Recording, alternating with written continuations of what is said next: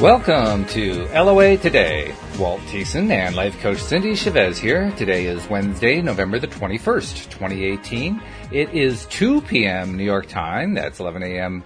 Los Angeles time and 7 p.m. London time. And if I do the math properly, that's, I believe, 6 a.m. Sydney, Australia time. So now we've covered the time zones. We're actually a couple hours early, so I'm not used to doing it with these times because Cindy had an unexpected and kind of last minute change in the schedule that we had to deal with. So we wanted to get the podcast in, so we're doing it at this time. And we also ran into a glitch because when we tried to do the live stream to the Facebook Law of Attraction Change My Life group, Facebook said, okay, go. Here's the pop-up, and there was no pop-up. And I went to check my pop-up settings, and it says pop-ups are allowed. So we're kind of under the assumption that Facebook's still having a few problems from the last couple days. And I'm sure they'll get it straightened out. We'll get it figured out. But in the meantime, we're just going back to doing it the way we've always done it, Cindy, doing it just a regular podcast. And we're going to record the video, too. We left a note in the Facebook group, so hopefully people who wanted to listen there will be able to find us on the homepage of our website and also through the Blue Jeans platform. So I'm going to keep the chat open, Cindy, just in case somebody finds us on the Blue Jeans platform and wants to raise a question there. Yeah, that's right. Well, we want to have the questions. I mean, even if Facebook isn't cooperating, doesn't mean we can't get questions, right? Yeah.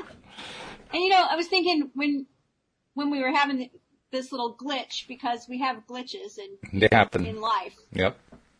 And I was thinking I actually wrote an article that won't be published till tomorrow, but about being thankful for every single thing. And how there are so many things in the world going on right now that seem like they're just impossible to feel thankful for. But one thing we know is that, if any one tiny thing was changed, then it would change whatever's going on now. Mm-hmm. Like in our own lives, we talk about that around our home all the time, is that especially because we're so happy to be together and we think, if any one thing in our life would have been different, we might not have met each other. This so is it's true. like, okay, so it's all good. And so I think about when little things like this happen, you know what? It's all good. It's all going to work out exactly the way it should work out. So I think so. By the way, I had I was doing some other stuff, of course, between the early morning podcast that we did and then this one.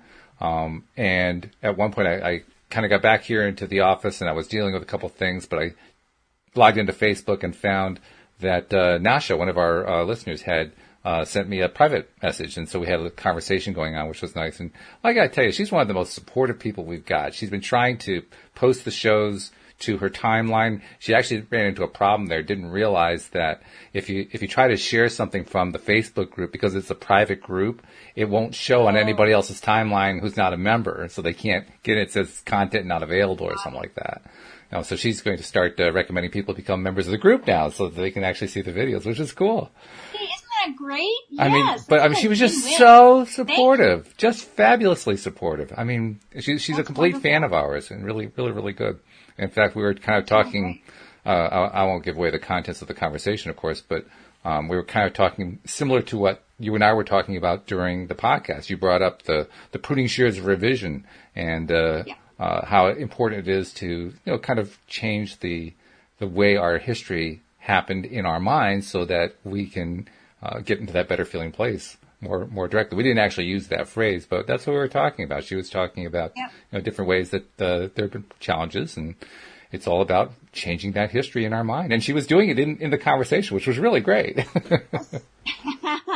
That is really great. Yeah. It's really great. I spoke with someone yesterday who was doing the same thing, and what I really loved is that the person I spoke with yesterday was telling me about something they were practicing, and they used the word vignette. So that's the word we've been using. That's not really a Neville word. No, it's our word. It's perfect, right? It is. So I thought, oh, yes. That's really exciting. And I was excited just to hear about that work and what was going on, for this person. So it's all good and it's all exciting. Thank you so much for sharing and for, telling other people and for listening yourself and for asking the great questions. Because That was really fun this morning with questions coming in. Right. So I mean, I'm a little disappointed that we can't get the live stream going today because those questions are fun. I'm hoping some people will follow us over, and I'll actually monitor that post that I put on the Facebook page just in case somebody tries to put a question there. But well, I'm looking forward to doing more of that, more and more of it. Yeah. And I'm telling you, I'm really feeling good about this live streaming we've been doing. Because we're getting people involved, first of all, who didn't know about the podcast in the first place. But secondly, right. I mean, I've been saying over and over again what my goal is. My goal is to get us up into the tens of thousands of listeners. You know, I'm setting my goal as high as I can believe and all that kind of thing. And people are coming back and saying, you're going to get there. It's going to happen. It's like this, it's this feedback mechanism that just, that feedback mechanism just feels great when it happens. And I love it. It's wonderful. Yeah. And it's not that it's going to happen, it is happening. It is happening, yeah, right. We're watching it happen. We're watching it happen. We're in the middle of it. We're experiencing it, which is pretty cool. It's in the process of hardening into reality. That's it. There's the phrase. Yeah. And I'm very pleased to say I got my book today. My book showed up in the mail, so I can now be reading from the book instead of from the webpage while we're doing Neville stuff, and I'm loving that. So you're going to break out the highlighters, right? I don't highlight books. I'm sorry. I just don't do that. I know. I'm just teasing. Are you kidding? That's defacing a book. Are you kidding? Like, you know, my book is full of highlighters and all kinds of markers, but it's funny because I can't stand to dog ear a book. I don't know why, but I will write all over it. I think that's funny. Librarians everywhere are cringing at your story. They're saying, well, thank you for not dog earing, but that's as far as they're willing to go. Occasionally I buy a used book, and if it arrives, twice I've bought a used copy of a book and it's arrived and been a signed copy. Oh, wow. Nice. Right? And then lots of times I've bought a used copy of a book and it's arrived and it's just been all marked up with thoughts and ideas and highlighter, and I always get so excited when I see that because that means that somebody, you know, took away a lot of goodness out of it and they're conversing with it. As a writer and an author, I always realize that it's not just about me writing, it's about the reader reading. It's a conversation that we're having, right? They have input. And so I like when the input gets shown up and on the hard copy like that. It's evidence. So. I got to ask you then. So if you get a book that's marked up, and since you're a person who marks up the books, do you compare notes, so to speak? Do you read the way the other person read it? What's interesting to me is that sometimes I'll buy a book that I've read already and then misplace my copy or whatever. Right. Or maybe I used to check a lot of books out of the library, so I'd have a book that I really loved and think, I want to own that book and I want to read it again. So I'll order a copy. And sometimes it's a book that's out of print or something. I'll find a used copy. Right. And it arrives. And what I think is so interesting, and it reminds me of the exchanges we have on the podcast, because I will get a book and there will be certain passages highlighted that I never would have highlighted. And what it makes me do is take a second look at that passage. Oh, I see. Rethink it. Somebody really thought this was important. And when I read it, it didn't really ring any bells for me. And I'll go back and read it sort of with fresh eyes, thinking, okay. And that reminds me sometimes of our conversations, because we'll read a paragraph and you'll say, well, this is what stood out to me. And it's like, oh, wow. Once I hear your thoughts on it, it seems like a different paragraph to me, because those aren't the things that maybe stood out to me right away. So I don't know. It's all fun. It's like a fun thing to get a book that someone else is. It's like a book club. Someone else is giving you their input. Okay. The Write 'em Up book club. Write up the books. That's right. That's right. That's great. So let's see. Before we are starting on a new chapter. We're still reading The Power of Awareness by Neville Goddard, and we're starting chapter 4. But I want to make sure that we get our promos in before we begin. Absolutely. And we got a couple things to add to the promos now, so they're a little bit longer than usual. But first and foremost, of course, become a subscriber if you're not yet a subscriber. Most of the places where you can see this podcast have links in them that you can click on to just do it right away really easily. If you don't have a link or you can't find a link, just go to the homepage of the website, loatoday.net. You won't be able to miss them. They're so big there. And you'll be able to just click your way through. And then once you're a subscriber, please do share. And pursuant to the experience that our listener had, I want to remind people, if you are sharing the video from the group where we've been podcasting to, where we're live streaming to, except for today because we can't do it for whatever reason, if you've been sharing those videos, it will only be visible to somebody who's also a member of the group. So if you've been getting feedback from people saying, well, it says content not available, that's why. It's because they're not members of the group. So there are a couple of workarounds. Obviously, you could also invite them to be members of the group, so that way they could get the videos that way. Also, there's a YouTube channel that I've set up, and I'll punch a link out there for people to find that channel, where I'm now upstreaming the videos on the video feed, so that there's at least an alternative way to get there. And you can usually find all this through our Facebook business page, the LOA Today page on Facebook. So a number of ways to get there, but don't despair if they're not able to see the videos. That's why. It's just because Facebook doesn't want private content in closed groups to be available to everybody. Also, and this is, I think, the second day I've been saying this, I want people to send us any kind of comments or suggestions that you might have about what kinds of content you'd like to see. I mean, we're pretty creative here. Among us 12 people who are doing these various podcast episodes, we come up with a lot of interesting stuff. But there's nothing like, putting out there what our listeners want to hear. So send an email to me. My email is walt@loatoday.net, or send us, a message to any of us through Facebook or Messenger or whatever. Send us a tweet, whatever it takes. Just, there's a contact form on the website, loatoday.net.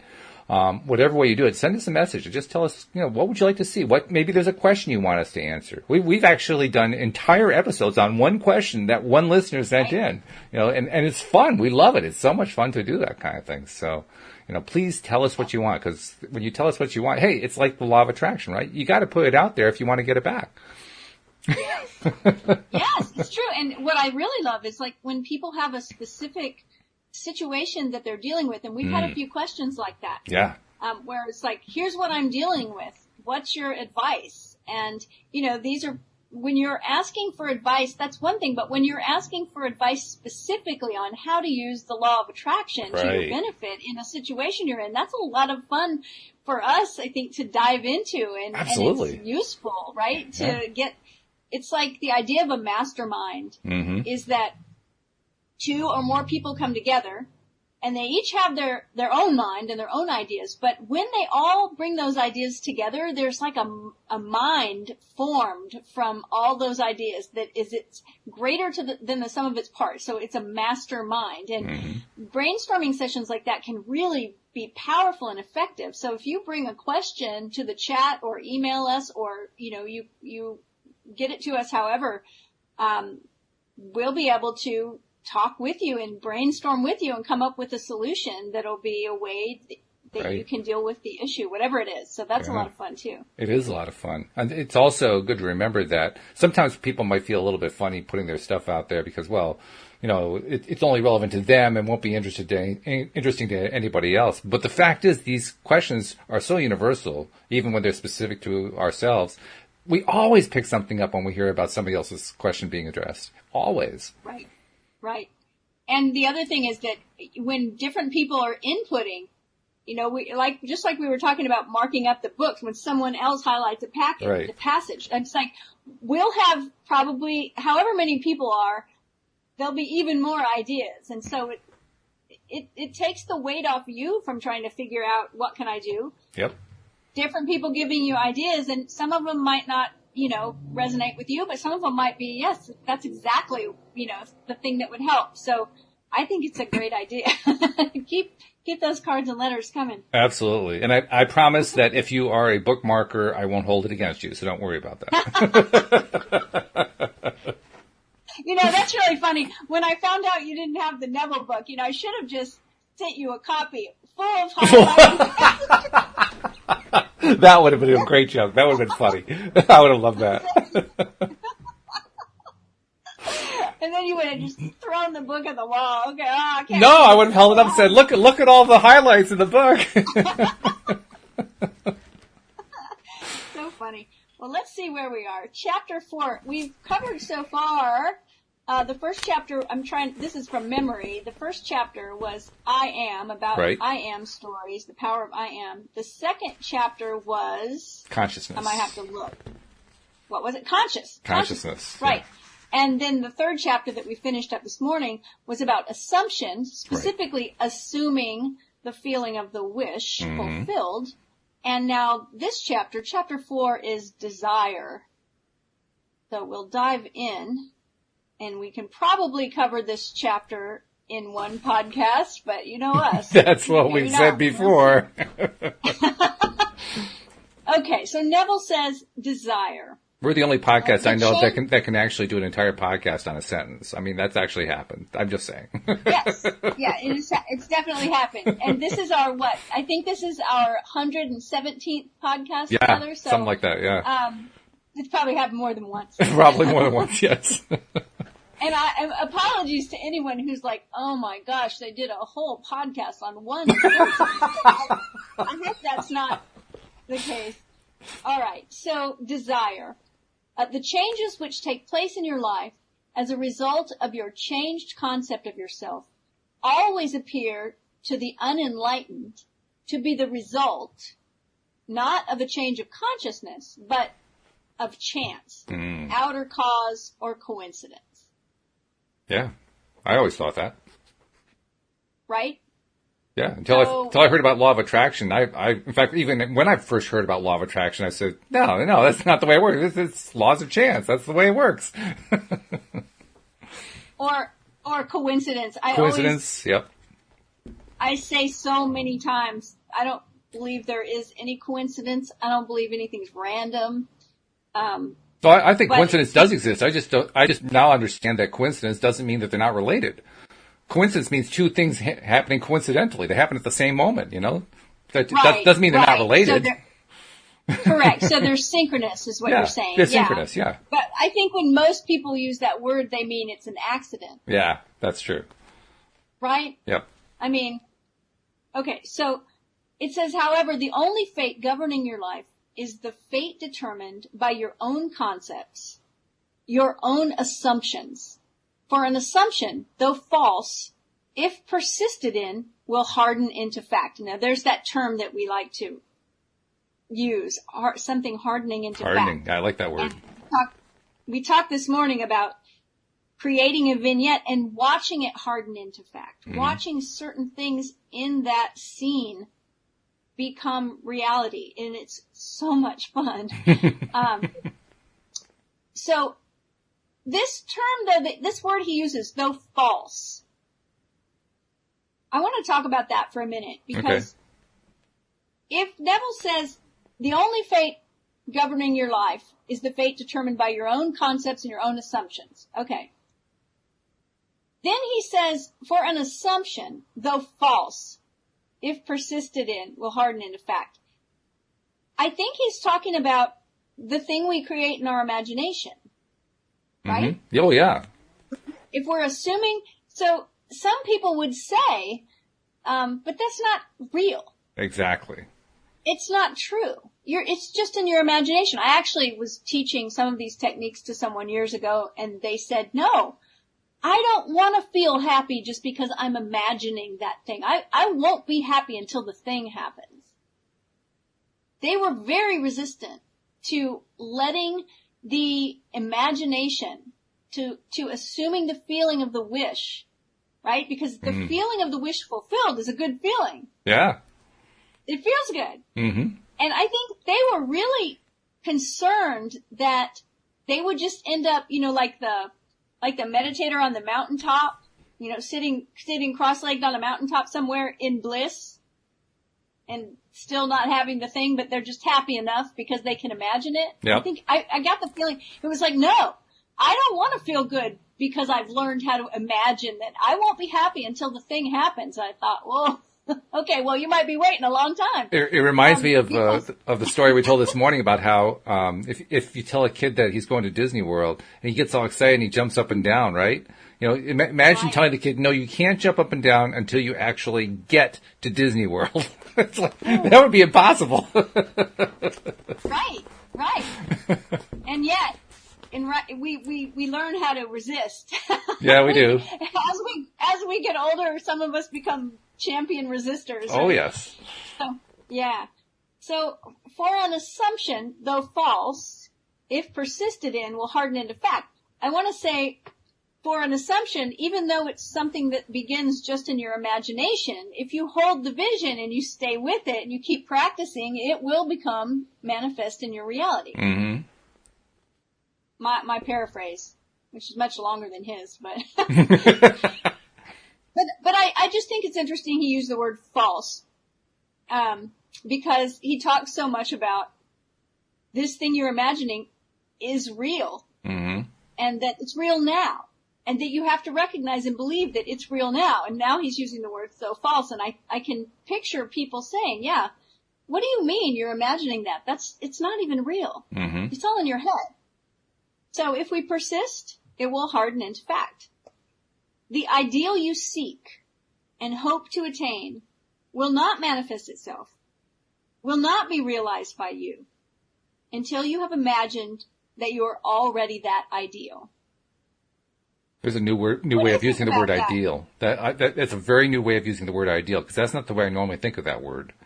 I mean, I understand what he's saying, but an ideal for me is more like a high level moral standard or something like that. But he's treating an ideal like it's an event or like it's an experience, which is not the same thing at all. But it's good. I like it. It's just different. And notice that he says, until you have imagined that you are. Mm-hmm. Earlier in the chapter we finished up this morning, he talks about the ideal concept of yourself. Mm-hmm. And I find it interesting because I remember a friend that I had at one time saying something like, well, there's ideal and then there's reality. That we all have ideals we want to shoot for, and then we have to settle for what actually happens. Yeah, that's reality. That's the pragmatic viewpoint. Exactly. Mm-hmm. So here, when he says, until you have imagined that you are already that ideal, I think he's pointing to the ideal concept of ourselves, which is the person that already has whatever it is you're trying to create. Okay. Yeah. So, I'm using my most recent example of getting married a couple weeks ago, my ideal would have been that I already am the person who is married. Mm-hmm. Okay. Even before I was. And I told you that, when I started that vignette of celebrating the thing I'm creating next, I was just practicing the vignette, and we were in a restaurant and we made a toast, and we were celebrating something. We made a toast. That was it. Probably the 20th time that I imagined that vignette, and I was feeling my feet on the floor and I was feeling my hands on the table, and I felt a wedding ring on my finger. Like, oh, and I could really feel it. So things kept popping in that I wasn't really going after. Like, I remember saying, I looked down and I saw the shoes that I had on, a specific pair of shoes. So it started hardening into fact. More little realities started creeping into it. And then those things manifested. Mm. So that's the ideal. It's not an ideal we can't reach. It's an ideal about who we are.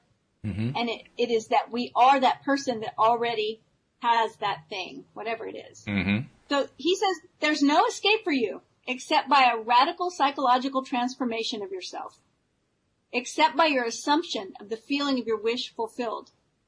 So I think it's interesting that he uses the word escape. Because, well, what are we trying to escape? Good question. Right?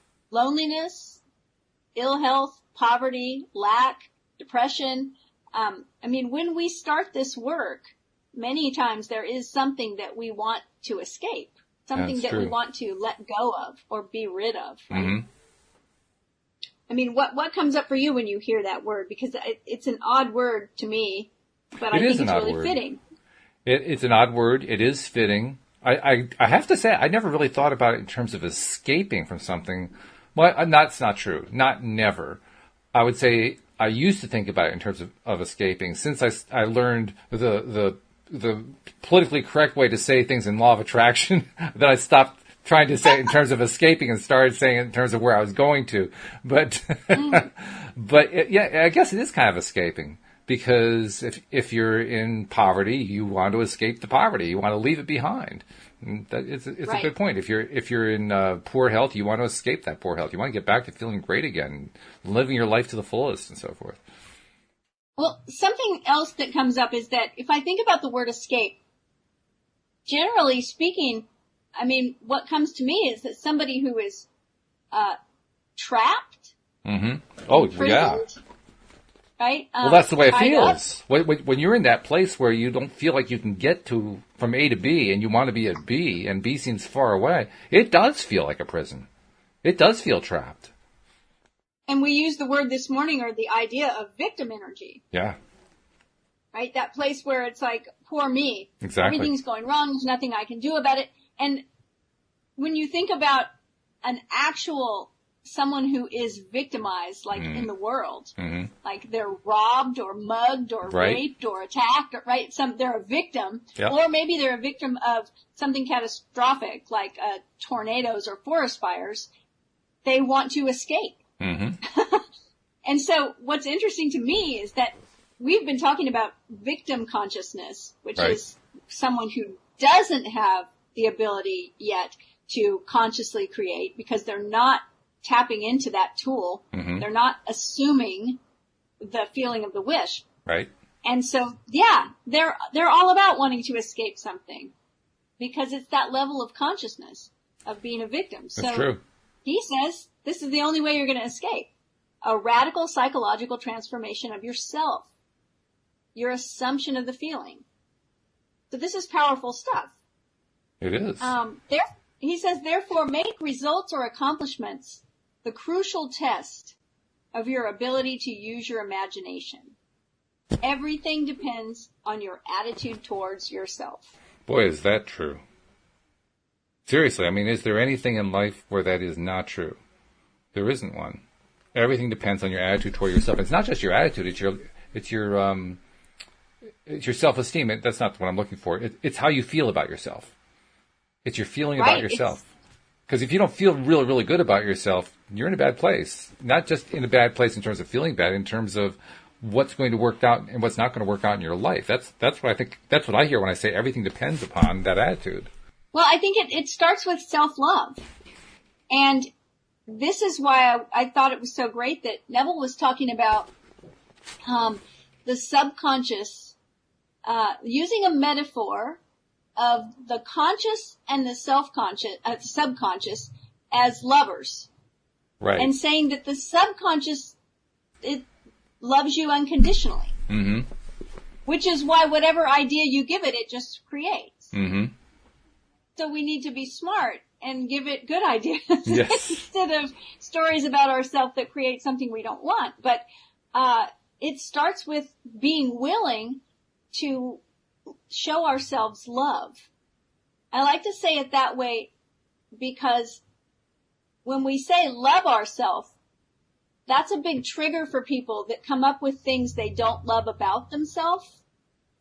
Like, good point. If they're, right, like they're feeling ashamed of something or feeling upset about some choice they made in the past. Yeah, sure. Yep. And so it's like they're feeling like, well, I don't love myself very much because I'm disappointed in myself or whatever. But when we think about showing love to ourselves and being willing to show love to ourselves, we can think about the willingness we have to love a child even when they do something that disappoints us. Good point. Right? And so we can make that intention to show love to ourselves. And the mirror work is a great way to do it. And you know that because you had a great experience with doing mirror work. Absolutely. And I'm going back to I remember you saying you were on day 50 or something, and it was like, wow, it's still going.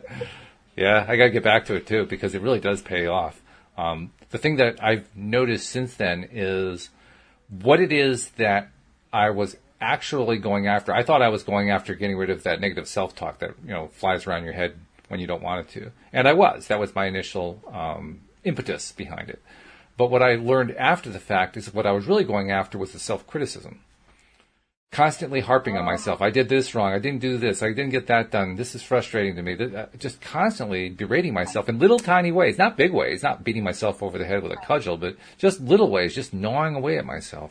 And once I stopped doing that because of the mirror exercises had basically taken that negative self-talk away, it felt so much better, first of all. But second of all, that became a new route, so to speak, to the true self-love that you're talking about, because you were just describing it in very beautiful terms about really appreciating yourself and feeling good about what's going on in your life, and you were expressing it all in positives. So often we express what's going on with ourselves in the negative, and we don't even realize it, but we're beating ourselves up when we do that. I hear it all the time. People will be in the midst of doing something and have a small accident, right? Drop a stack of papers or something, and immediately say to themselves, "Oh, what an idiot!" Mm-hmm. I'm so stupid. Look what I've done. Right. Things like that. And it's like most of us wouldn't talk to our dogs that way. We'd never talk to our children that way. We wouldn't. That's not showing love. We want to be kind, and so we all have done things that we feel disappointed in ourselves about at one time or another, but it's not about that. It's not about believing that you are perfect and every single thing you've ever done was exactly, the highest level of achievement. It just means that you are willing to show yourself love. And there's lots of ways we can do it. We talked about this morning about when someone gives you a compliment. Yeah. Just accept it. Say thank you. Yeah. Instead of deflecting it. So I think that's where it starts. I mean, he says your attitude towards yourself. And so a loving attitude, mm-hmm. a kind and loving attitude towards ourselves. Something we say to each other, be gentle, right? Be gentle, yeah. Be gentle to yourself. I love the way that you juxtapose the way we would treat others compared to the way we treat ourselves. That we're really very cruel to ourselves in a way that we would never be toward anybody else. We are harder on ourselves than anybody. And that's really what we need to turn around, because, oh my goodness, if there's anybody who deserves to be treated well by us, it's us. Right? There's a saying that one of my mentors said. He said if we treated other people the way we treat ourselves, we'd all be in jail. Right. This is true. Yeah, we can be really hard on ourselves. So I was saying a couple days ago that when I was very young, in my very early 20s, I don't know if I'm 19 or 20 years old, that I heard this conversation going on. People were discussing God and religion and Adam and Eve and the chicken and the egg and all these, concepts. I didn't know that was in Genesis. I was just listening, and a young woman that was probably a few years older than me, but still probably mid-20s, and I always thought really that she was kind of a space cadet. I mean, that's the way I would have thought about her. And she said, God, this was her exact statement. I'm pretty sure it's seared into my brain. She said, I myself am God, and the whole universe is just a reflection of my love relationship with myself. And I was like, what a nutcase. Seriously, I was not buying it. I was like, right? And then fast forward me, 10 years, I'm like, I think I got something there. Oh, that's funny. So who's the nutcase now, right? Yeah, right. I wasn't buying it. I wasn't ready for that. I wasn't ready for it. I just wondered what happened to the missing verse from Genesis that talked about the chicken and the egg. I just never saw that one. The chicken came first. Oh, okay. And God created the chicken. The chicken came out of an egg that probably didn't come from a chicken. We can talk about this all day. And if a tree falls in the forest and there's no one around. But so our attitude towards ourselves, everything depends on it. Mm. Everything that you're experiencing is directly connected to your concept of yourself, your sense of identity. I mean, That's it. It is. In a nutshell. So I like this sentence, and I feel like we've read a sentence like this from Neville before, this next one. He says, that which you will not affirm as true of yourself can never be realized by you. For that attitude alone is the necessary condition by which you realize your goal.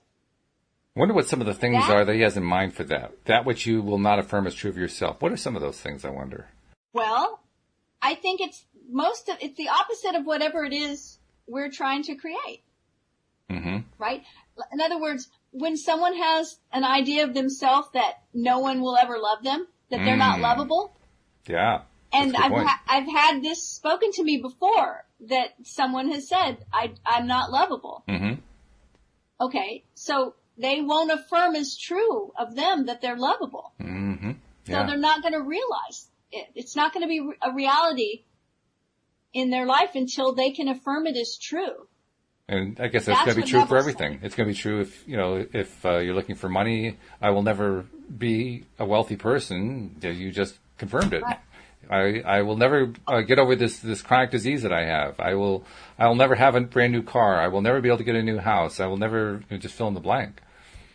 Well, and the money thing is tricky because so many people have a belief, and it might even be a submerged belief. It's not totally out in front. It's kind of like a covert belief. But when we hear certain statements when we're very young and we're getting, brought up in a certain way, like we talked about this, a story that I heard of someone who their grandfather would drive them to school and they had to drive through a very wealthy neighborhood with a lot of big cars and big mansions. And the grandfather would say, oh, look at these big houses.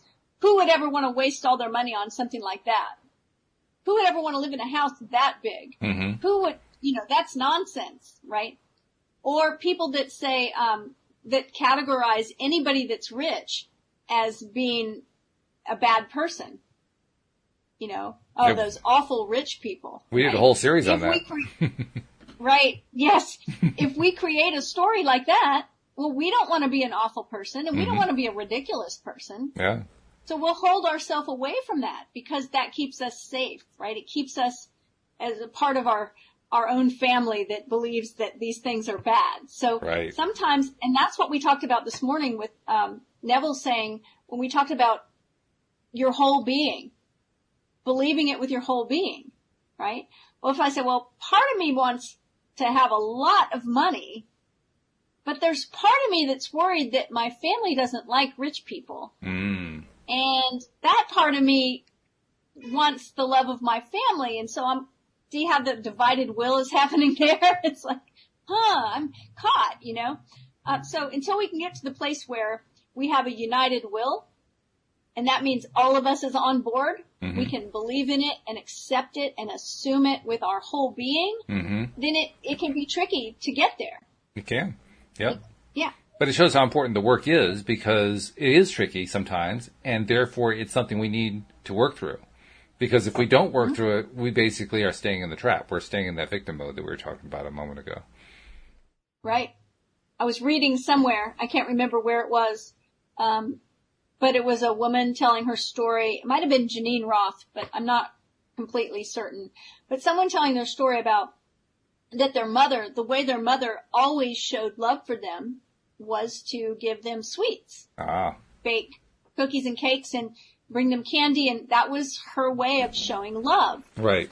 And so this woman was like overweight and wanting to lose weight and wanting to stop eating those things. Yeah. But really every time she tried it just felt like a rejection of her mother's love because that's how her mom showed love to her. And so, those things can be tricky, but here's the good news. And that is when we become aware of those patterns, and oftentimes we will become aware of them when we start doing this work because we recognize, oh, that's what it is. Yeah. I'm trying to create something and there's something in me that's holding back. If we can get honest with ourselves and do the work, ask ourselves the questions, Yeah, it's nice when it pops up. No, well, I shouldn't say nice.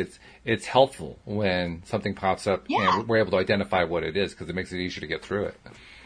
I love it. I love it. It's always the most comfortable thing to have an aha moment about yourself and some belief that's surfaced, but it's always still great because it's like, oh, that's what it is. Okay, now I can move past it. You know? Yeah, whenever something like that pops up for me, I always have the same reaction. I'm not sure how to describe what the reaction is, except perhaps to replicate it by saying, oh, such and such happened. I mean, how do you describe what that is? It's a feeling of, oh, like almost like the light came on or something, you know, just something appeared out of nowhere that wasn't there before. Oh, yeah. There it is. It's an epiphany. An epiphany. There it is. Yeah. Yep. Yeah. Okay. So let's see. Neville says all transformation is based upon suggestion, and this can work only where you lay yourself completely open to an influence. You must abandon yourself to your ideal as a woman abandons herself to love. For complete abandonment of self to it is the way to union with your ideal. Can we go back to that first sentence? Go back to that first sentence. The end of it says, where you lay yourself completely open to an influence. What do you think he means by an influence? It's a kind of unusual selection for a word there. This can only work only when you lay yourself completely open to an influence. And the way I read that is that in order to influence someone, you have to have their buy-in. Right? And so, in other words, whatever you're suggesting or whatever you're wanting to give them has to be in some measure something that they also want. Or at least can receive in some way. Right? If you tell me, you know, here's what I really want. I want to make $1 million, and I don't want to have to work, really, really hard for it. Mm-hmm. And then I say, well, hey, I have a deal over here. There's an opportunity. If you'll work 20 hours a day for 30 years, I don't have your buy-in. It's like that has nothing to do with what you just said. Right. Right? Exactly but true. If I say, hey, well, I have an opportunity over here that sounds exactly like the thing that you want to be doing, then your ears will perk up. That's influence. I can influence you that way, but I also have to be willing. You see, I've been influenced by you. I've allowed myself to hear what you wanted. Right. So influence is like a two-way street. Yes. And so when he says all transformation is based upon suggestion, and this can work only where you lay yourself completely open to an influence, I think it has to do with the suggestion is the idea. Now, does it come from without us or from within? I mean, to some degree, don't you think either way, all of our ideas come from without? Mm-hmm. Because how else would we, like, I wanted to do a podcast. Well, I had to know what a podcast was. Mm-hmm. I had to. But the impetus can also come from within. But you're right, there has to be an interaction there because the impetus can't come from within unless there's a referent. And that referent is the podcast. And so laying yourself completely open to an influence, I think, is being willing to assume that concept or that ideal of yourself. Mm-hmm. We talked about the story of, because I had heard someone talk about it, and it's a really good example. Our ideas, not ideals, but the ideas we have, the perceptions we have of what it takes to do a certain thing may be completely not true.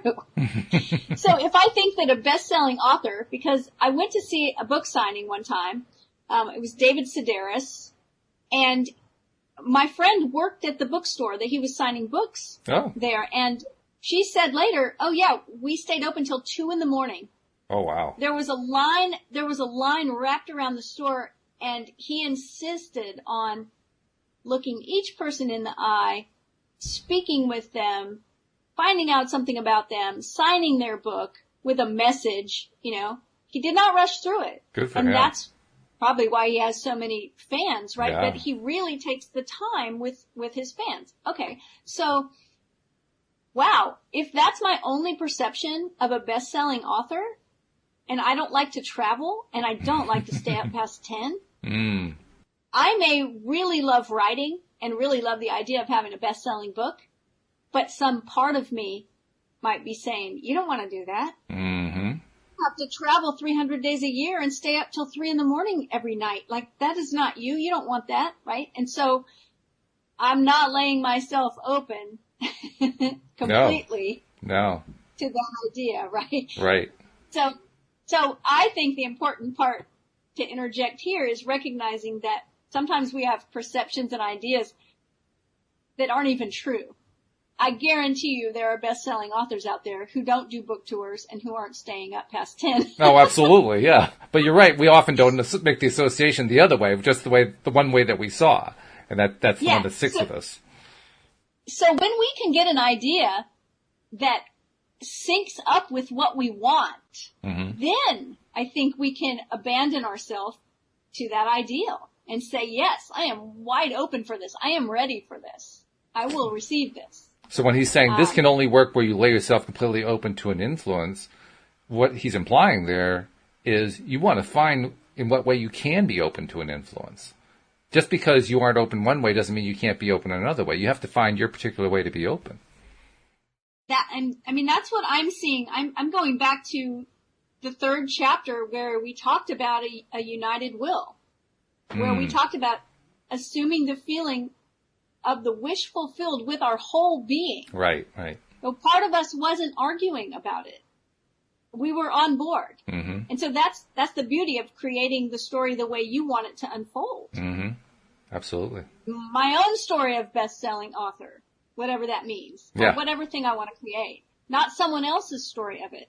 Not how it worked for them. And it makes sense. It can work for you in a different way. When we look at it that way, it makes total sense, because how else could you attract what you want besides the way that makes sense for you?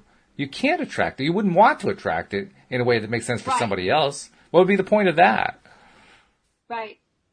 Yeah. And so that's the beautiful part, is we get to create it exactly the way it works for us best, right? Yes, exactly. So let's see.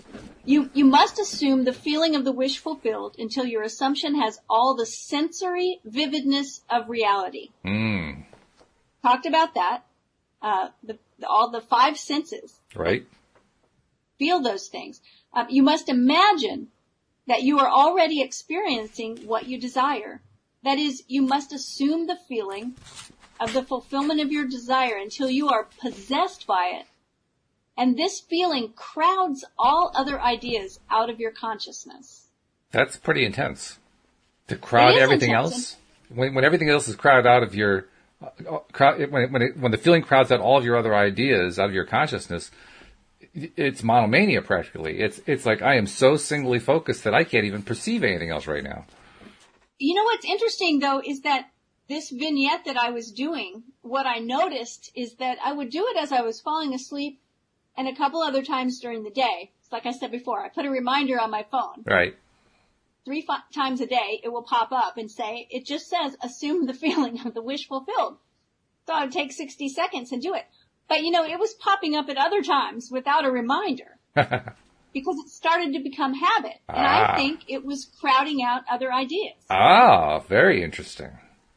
Yeah, what you're talking about there is when we're reprogramming ourselves, as the programming starts to take hold, it behaves like those negative thoughts, the ones that we're trying to get rid of. Yes. But now it's a positive one. You've gotten a positive thought that's playing over and over again, and hopefully not annoyingly. Right. No, it's like mental chatter that agrees with my vision. Right. Exactly. Yeah. The man who is not prepared for the conscious plunge into the assumption of the wish fulfilled in the faith that is the only way to realization of his dream is not yet ready to live consciously by the law of assumption. Although there is no doubt that he does live by the law of assumption unconsciously. So we say this all the time, right? It's like everyone is using the law of attraction. Absolutely. Or being affected by the law of attraction. Mm-hmm. But some of us are doing it consciously, or attempting to do it consciously most of the time, and some of us aren't conscious of it. Which was he says, but for you. That was the big point in the previous chapter, which was called the law of assumption, or the power of assumption. That the way that we choose to assume is what directly influences what we experience. The assumptions set us up. Whether it's a positive assumption or a negative assumption, it doesn't matter which one it is. Exactly. So we're all doing it, and this is our chance to get conscious of it. Yes. He says, but for you who accept this principle and are ready. It's funny because I just told that story, right, of somebody saying, oh, I'm God, and the universe is just a big reflection of my own love relationship with myself, and I wasn't ready. Mm-hmm. That's what he's talking about right here. Like, some people aren't ready yet. But for you who accept this principle and are ready to live by consciously assuming that your wish is already fulfilled, the adventure of life begins. To reach a higher level of being, you must assume a higher concept of yourself. If you will not imagine gotta yourself... Go back to that. I gotta go back to that, sorry. Whenever to I see... reach a higher level of being. Yeah, whenever I see the words higher, or higher level, or higher being, something like that, I always have to stop and kind of do a little mental translation. What exactly does that mean? Because I think I've told you previously, whenever I hear something like higher being or higher self, there's like part of me that rebels against it, saying, what do you mean? It's better than I am? Which is not, of course, what is meant by it, but nevertheless, it kind of fits into what traditional religion is all about, bowing down to God and so forth. And it's like, no, I can't go that route. You got to give me a better route than that. So what is meant by higher being? What I hear is reaching. Notice we use the word reaching when we say reaching our potential. Mm-hmm. So when I hear reach a higher level of being, it's that I'm reaching for my potential. Okay. I'm creating something better. That's much more palatable. Yeah. Okay. So he says, if you will not imagine yourself as other than what you are, then you remain as you are. This is it.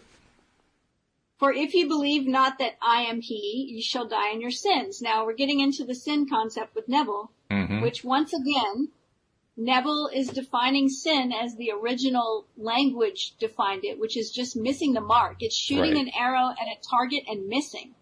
And so how do we fix that? Well, we just take better aim, right? And we do that in our imagination. It also implies if ye shall die in your sins, if that's the way the word sins is being used, then die probably also means something entirely different too. It's more metaphorical than an actual death, I would think. It's what he says right here. You remain as you are. Yes, exactly. If you're not going to, assume something better, imagine yourself in a better situation, then you'll stay where you are. Which is a kind of a slow death, really. Right. Yeah. He says, if you do not believe that you are he, the person you want to be, then you remain as you are. Through the faithful, systematic cultivation of the feeling of the wish fulfilled, desire becomes the promise of its own fulfillment. The assumption of the feeling of the wish fulfilled makes the future dream a present fact. And I love that he says desire becomes the promise of its own fulfillment, because that's the way I think of desire.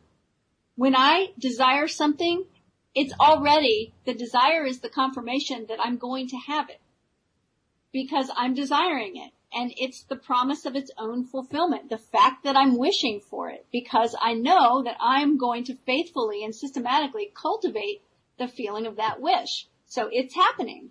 That's a pretty advanced stance, actually. To start from the idea that if you've desired it, it's going to happen. That's for somebody first exposed to law of attraction thinking, that's like, whoa, that's way out there. So that's like an expression of development to feel it and to express it that way, I think. Then we have to go back to remembering that is through the faithful, systematic cultivation of the feeling of the wish exactly. fulfilled. Yeah, that's true. Now, something else, and I kind of skipped over because I wanted to go over that one concept, but once again, he brings in, this is like 5 paragraphs back, he brings in the sexual act and sexual relations as a way of metaphorically describing what's going on. And I didn't mean to skip over that. I just wanted to make sure I got that previous concept in. But he was talking about, let's see, here it is. All transformation is based upon suggestion, and this can only work where you lay yourself completely open to an influence, which we talked a lot about. You must abandon yourself to your ideal as a woman abandons herself to love. For complete abandonment of self to it is the way to union with your ideal. Now, he's also previously talked about consciousness and subconsciousness, consciousness being the male, subconsciousness being the female. And so I'm sitting here saying to myself, there's a message in here. And I'm wondering what the message is, because I'm not quite getting where that connection is. Do you see that? Do you see where the connection is between conscious and subconscious and this? Okay, what is that? Yes, because he is using the metaphor of a man and a woman conceiving a child. And he's talking about abandoning yourself to your ideal, so to your concept of yourself in the future, the thing you want to create, as a woman abandons herself to love. So for a woman and a man to conceive a child, the woman has to receive the man. Okay. She's willing and open and willing to receive, right? So she is opening herself up completely to her lover, to her husband, whatever, to the male. So when he's talking about consciousness and the subconscious and the conscious, like you said, he says the conscious is the male energy and that the subconscious is the female, because he uses that metaphor because he says the subconscious is like the womb of creation. It's where everything is happening. So the womb has to be willing to receive to be able for that conception to happen. And he says that's, a metaphor of how we have to be open to that ideal. We don't fight it away. We don't say no. Like, we're willing and ready and fertile to create something new. So I think that's the metaphor. So there's a very specific connection going on there, that the willingness has to happen subconsciously. Right. That's the united will. And also something that you brought up in the past when he used this metaphor is that it's an intimate connection. Yeah.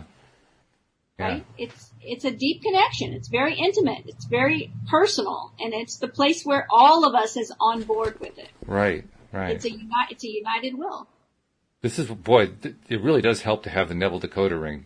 It's more it's actually more than a decoder ring. It's also a connector ring. It connects thoughts together that are disparate, that are spread out among the other chapters. Because you almost have to follow the roadmap to figure out, okay, well, he was making reference to something over here. What does it tie into over here? Oh, yeah, I got it now. Exactly. Well, that's why we're taking our time with it and working our way through it. It's a good thing, too. We only have a couple minutes left, but, first of all, congratulations to us. We actually got through an entire chapter in one episode. Yay, we did it! Woo! It's almost a shock when that happens, But we won't mention how short the chapter is, but we did it. Well, let's put it this way: when it's online, it looks fairly long. When you look in the book, it's 2 pages. It's like, really? Right, we just did 2 pages? Short. That was it. Oh my goodness! But it shows how much fun we have talking about it.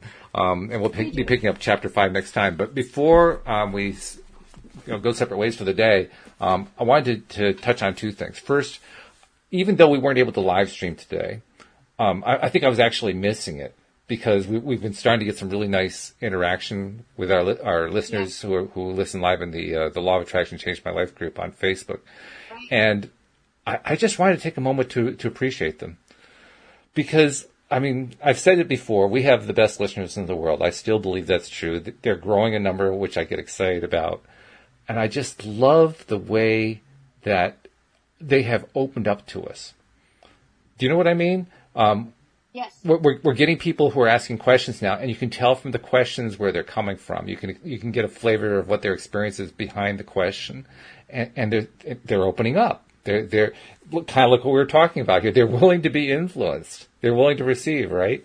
And I'm just loving that. And I'm loving the feedback we get. I'm loving the love they get. Oh my goodness, the love they've been giving us in their commentary has been just fabulous. So I don't know. I guess I just wanted to take a moment and say thank you, because you guys are great. Mm-hmm. Every one of you are wonderful. I just love you so much. Thank you so much. Yeah. I agree.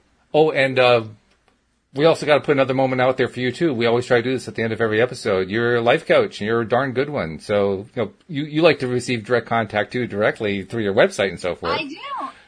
I do. You can reach out to me at my website, CindyChavez.com. CindyDhavez.com. There's a contact form there. I would love to hear from you. I have to admit, I'm a little bit jealous because I get to receive contact through what we do here. You get to receive contact through this and through your website. You get it both ways.